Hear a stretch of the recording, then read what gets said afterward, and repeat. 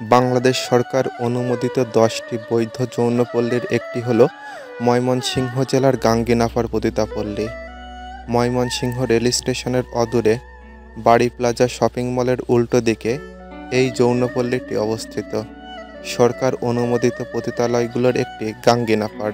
পতিতাপল্লী বা পতিতালয় হলো পেশাদার যৌনকর্ম পরিচালনার উদ্দেশ্যে ব্যবহৃত কোনো বাড়ি, স্থান বা স্থাপনা কিংবা কোনো পল্লী। এটি এমন একটি জায়গা যেখানে মানুষ টাকার বিনিময়ে কোনো কর্মীর সাথে একান্ত সময় কাটানোর উদ্দেশ্যে এখানে আসেন।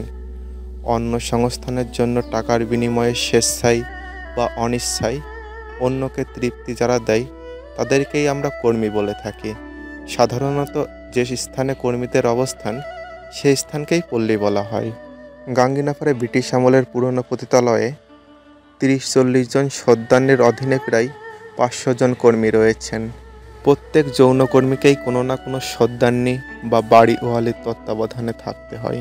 এসব সর্দারনির দায়িত্বে 5 থেকে 50 জন করে কর্মী থাকে। এখানকার পতিতারা খদ্দের থেকে 100 থেকে 1000 টাকা পর্যন্ত নিয়ে থাকেন।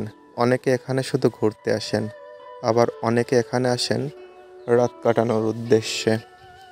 তাছাড়াও 2025 সালে গাঙ্গীনাফার যৌনপল্লীতে সরকারি ও ব্যক্তি মালিকানা সহ 20টি বাড়িতে যৌনকর্মীদের পরিবারের সদস্য সহ প্রায় 2000 মানুষ বসবাস করেন।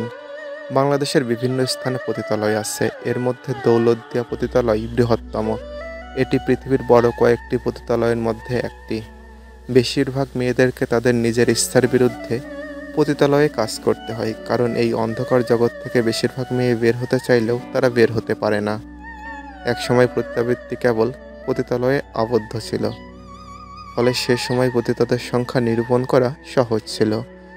বর্তমানে ভাসমান বা অনিবন্ধিত বা খণ্ডকালীন দেহ ব্যবসায়ীদের সংখ্যা ব্যাপকভাবে বৃদ্ধি পেয়েছে।